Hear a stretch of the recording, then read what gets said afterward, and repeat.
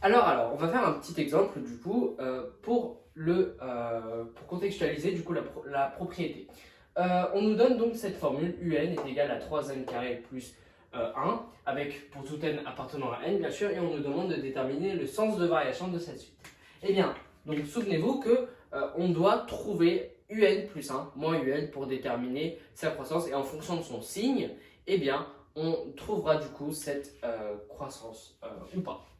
Donc, un plus 1, je vais le calculer. Donc, pour tout n appartenant à n, c'est très important quand vous avez un calcul qui inclut le nombre n, vous devez toujours le définir pour tout n appartenant à n, peu importe si c'est redondant ou pas, c'est ultra important parce que vous pouvez très facilement perdre des points. Donc, pour tout n appartenant à n, on calcule un plus 1. Donc, un plus 1, c'est juste le n qu'ici, mais je le remplace par n plus 1. Donc, du coup, ça fera 3, facteur de n plus 1 au carré plus 1. Et donc, du coup, là, je vais juste le calculer. Donc, du coup, 3 facteurs de n au carré plus 2n plus 1. N'oubliez pas, j'utilise l'identité remarquable juste ici.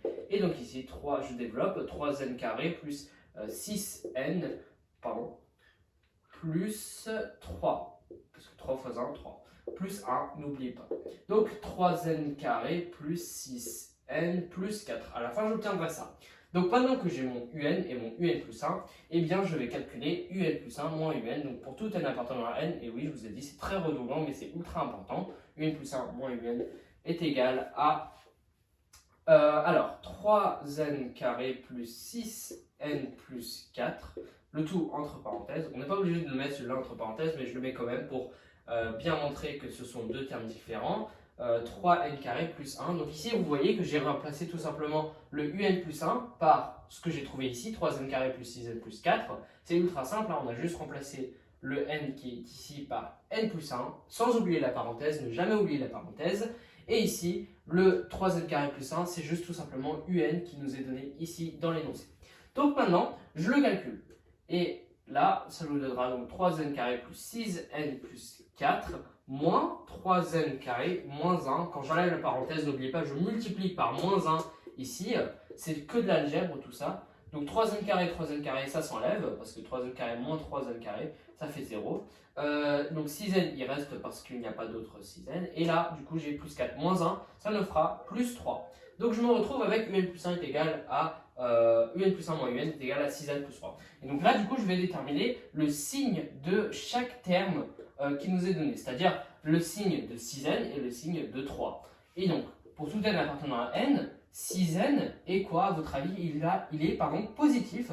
Pourquoi? Parce que car n est toujours positif ou égal à 0, parce que c'est un entier naturel, souvenez-vous. Un entier naturel est toujours positif ou égal à 0. Donc voilà. Et donc du coup, 3. Et 3 est toujours positif, parce qu'on sait déjà que 3 c'est un nombre positif.